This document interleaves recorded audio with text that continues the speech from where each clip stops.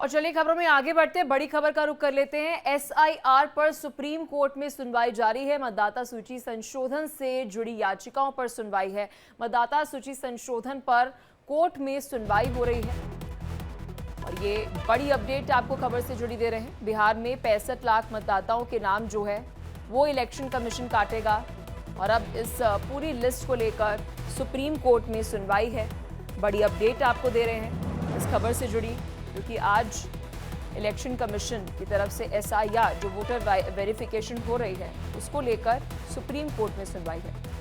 एक तरफ जो तस्वीर आपको दिखा रहे हैं वो तो संसद के बाहर की तस्वीर है, जहां इलेक्शन कमीशन तक 300 सांसदों ने मार्च करने की कल जो कोशिश की, लेकिन एक अपडेट ये है कि एसआईआर पर सुप्रीम कोर्ट में भी सुनवाई जारी है और मतदाता सूची संशोधन यानी जो वोटर वेरिफिकेशन है उसको लेकर सुप्रीम कोर्ट में भी अपील जो है वो डाली गई थी याचिकाकर्ताओं की तरफ से। आज उस पर भी सुनवाई है। ये बड़ी अपडेट आपको दे रहे हैं। तो वही एसआईआर और वोटर लिस्ट में गड़बड़ी के मुद्दे पर विपक्ष का सियासी संग्राम थमने का नाम नहीं ले रहा।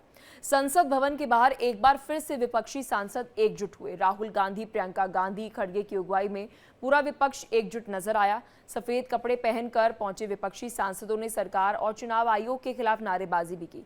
एसआईआर के मुद्दे पर संसद ठप है। विपक्ष का विरोध प्रदर्शन लगातार जारी है, जिसकी तस्वीरें आप देख सकते हैं। देखिए, लोकसभा और राज्यसभा के सांसद जो हैं विपक्ष के वो प्रदर्शन करते हुए नजर आए। कांग्रेस सांसद प्रियंका गांधी ने मोदी सरकार पर हमला बोला।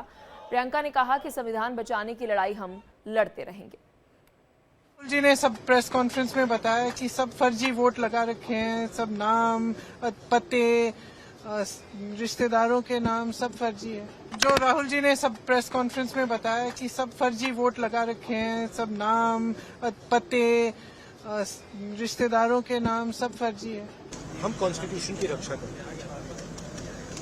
One man one vote constitution का फाउंडेशन है और इलेक्शन कमीशन की ड्यूटी है कि वो one man one vote enforce करे और उन्होंने नहीं किया, उन्होंने अपनी ड्यूटी नहीं की। तो हम सिर्फ कॉन्स्टिट्यूशन को प्रोटेक्ट कर रहे हैं, उसकी रक्षा कर रहे हैं, संविधान की रक्षा कर रहे हैं और हम करते रहेंगे, हम रुकेंगे नहीं। You are reporting yesterday's incident. Today also one more incident reported like this. Now many cases are coming out from Thrissur also. That bogus vote has been enrolled in that voter list. You can understand BJP only one seat in Kerala, that in Thrissur. There also complaints are coming like this. After Rahulji's press conference, all over India, people are realizing that something wrong is happening in the voter list. Consisting of two Chief Justices, Justice Sheel Nagu and Justice Sunny Sandavalya, and one judge from the Karnataka High Court. They submitted their inquiry report, and on the basis of the inquiry report, an impeachment notice was prepared.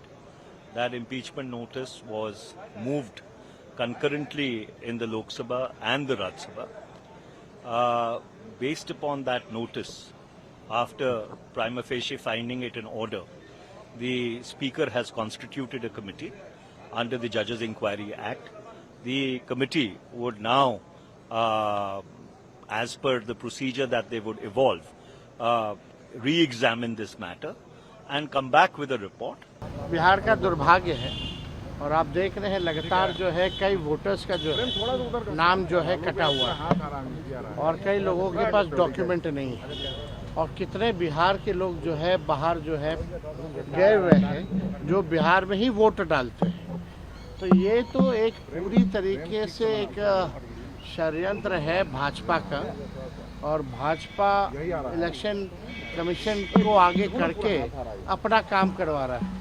जो काम भाजपा खुद से नहीं कर सकती वही काम जो है इलेक्शन कमीशन से कराया जा रहा है। ज़रूरत बिहार को स्पेशल पैकेज की थी, स्पेशल स्टेटस की थी ताकि बिहार जो है आगे बढ़े, बिहार की तरक्की हो। लेकिन जिस हिसाब से एसआईआर कराया जा रहा है, एसआईआर का कोई विरोध नहीं किया है। जो प्रक्रिया जो की गई है उस पर जो है विरोध किया गया है।